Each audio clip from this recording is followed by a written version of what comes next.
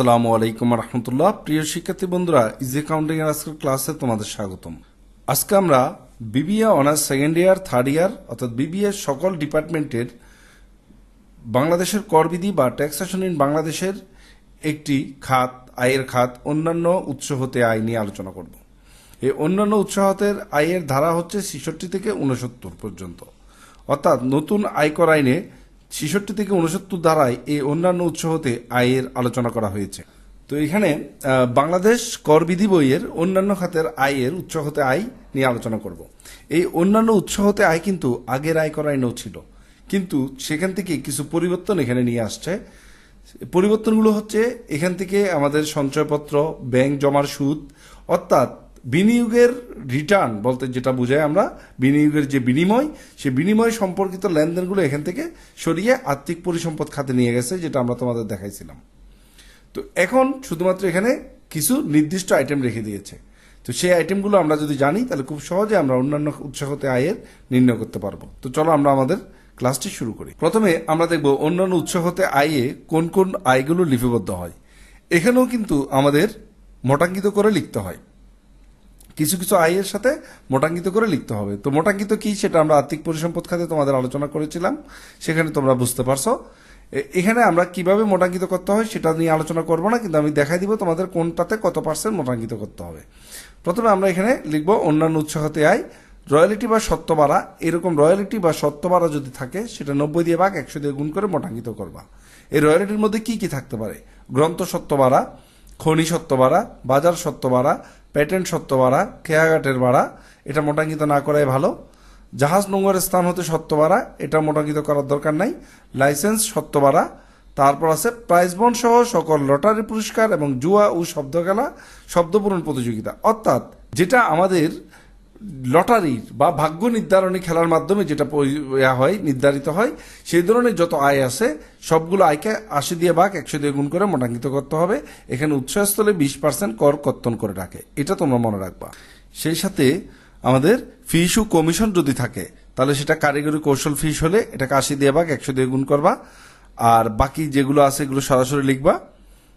অবলেখকের commission, অন্যান্য প্রাপ্ত ফিস থাকলে সেটা লিখবা। তারপর ভাড়া উপভাড়া হতে প্রাপ্ত আয় থাকলে, অকৃষি জমি ভাড়া দিয়ে প্রাপ্ত আয় থাকলে বা খালি জায়গা ভাড়া দিয়ে প্রাপ্ত আয় যদি থাকে এটাকে 95 দিয়ে ভাগ 100 দিয়ে গুণ করবা। আর বাকি যেগুলোতে আমরা মোটাঙ্কিতকরণের ফরম্যাটটা দেখাইনি ওগুলো সরাসরি লিখে দিতে পারবা। এরপর আছে আরো স্থায়ী সম্পত্তি ভাড়া দিয়ে যদি আয় করে সেখানেও 95 দিয়ে ভাগ 100 দিয়ে গুণ করবা। এই নিয়মগুলো তোমরা একটু খাতায় নোট করে নিবা। আমি সবগুলো বলতেছি না, এখানে যা যা আছে, যে পার্সেন্টগুলো আছে এই পার্সেন্ট অনুযায়ী এখানে নোট করে নিবা তোমরা। তারপর হচ্ছে অব্যাখ্যায়িত আয়। অব্যাখ্যায়িত আয় হচ্ছে করদাতা যদি তার করের ডকুমেন্টসের মধ্যে যে আয়গুলো প্রদর্শিত করেনি বা যে আয়গুলোর ব্যাখ্যা দিতে পারে নাই, সেই আয়গুলোকে অব্যাখ্যায়িত আয় বলে। অর্থাৎ করদাতা যদি তার আয় সম্পর্কে ব্যাখ্যা দিতে না পারে যে এই আয়টা কোথায় থেকে করছে, কোন সোর্স থেকে এই আয়টা অর্জিত হয়েছে, সেটা যদি ব্যাখ্যা দিতে না পারে সেটাকে অব্যাখ্যায়িত আয় হিসাবে এখানে যুক্ত করে দিতে হবে। বনজ কাঠ বিক্রয়, তারপর গৃহ শিক্ষকতা করে আয়, আয় বসে করদাতার ব্যাখ্যাহীন আয়, এটা তো আমরা অব্যাখ্যায়িত আয় দেখাইছি। তারপর হচ্ছে পরিচালকের ভাতা, বিবাহ ও জন্মবার্ষিকীর উপহার যদি থাকে, যে কোনো ধরনের উপহার যদি থাকে সেটা সম্পূর্ণ অকরদার্য করে দিবা। ঠিক আছে, এটা কোনো আয়ের সাথে যুক্ত হবে না, এটা সম্পূর্ণ অকরদার্য হবে। এখানে এটা নীল হবে, এখানে আসবে না এটার।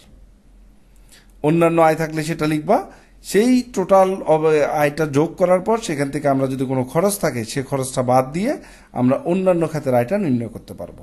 তো তোমরা এটা ভালো করে এই চার্টটা মনে রাখলেই, তোমাদের বইও এই চার্টটা আছে, তাহলে তোমরা খুব সহজে এই চ্যাপ্টারের ম্যাথগুলো করতে পারবা।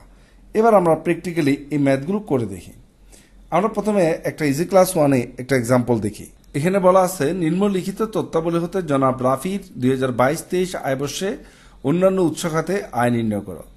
এখানে গ্রন্থ সত্ত্ব ভাড়া আছে, লটারি পুরস্কার আছে, খালি জায়গার ভাড়া প্রাপ্তি ও কৃষি জমি ভাড়া প্রাপ্তি আছে, পরিচালক হিসেবে প্রাপ্ত ফি আছে, কোম্পানির পরিচালক হিসেবে প্রাপ্ত ফিস মোট 12,000 টাকা দেওয়া আছে। এখানে দুইটা প্রাপ্ত ফিস দেওয়া আছে। তো এই আয় থেকে কিভাবে আমরা মোট আয় নির্ণয় করব সেটা আমরা দেখি। প্রথমে আমরা লিখব অন্যান্য খাতে আয়। এখানে প্রথমে আমরা আয়গুলো লিখব। গ্রন্থ সত্ত্ব ভাড়া, এটাকে 90 দিয়ে ভাগ 100 দিয়ে গুণ করব। লটারি পুরস্কারকে 80 দিয়ে ভাগ 100 দিয়ে গুণ করে মোটাঙ্কিত করে লিখব। খালি জায়গার ভাড়া প্রাপ্তিকে আমরা 95 দিয়ে ভাগ 100 দিয়ে গুণ করে মোটাঙ্কিত করে লিখব। এটা আমাদের নিয়মে আমরা আলোচনা করেছি। অকৃষি জমি ভাড়া দিয়ে প্রাপ্ত আয় আমরা সরাসরি লিখে দিব, এটা মোটাঙ্কিত করা যাবে না। পরিচালক হিসেবে প্রাপ্ত ফি সেটা আমরা সরাসরি লিখে দিব। কোম্পানির পরিচালক হিসেবে প্রাপ্ত ফিকে আমরা এখানে মোট যেহেতু বলা আছে সেটাকে আমরা 12,000 টাকা লিখে দিব। যদি কোম্পানির পরিচালক হয় এটাকে মোটাঙ্কিত করতে হয়, কিন্তু এখানে মোট লেখা থাকার কারণে আমরা এটাকে মোটাঙ্কিত করলাম না, সরাসরি লিখে দিলাম। এখানে কিন্তু আর কোনো খরচ দেওয়া নাই, তার মানে এটাই আমাদের মোট কি খরচ, যেহেতু নাই এটাই আমাদের অন্যান্য উৎস হতে করযোগ্য আয়। এবার আমরা এখানে কিছু নোট লিখে দিব, যে পার্সেন্টেজগুলো আমরা ফলো করেছি সেই পার্সেন্টেজগুলো নিয়ে কিছু টিকা নিচে লিখে দিবা, তাহলে তোমাদের এই ম্যাথটা হয়ে যাবে। তো আশা করি তোমরা বুঝতে পারছো। এইভাবেই তোমরা ম্যাথগুলো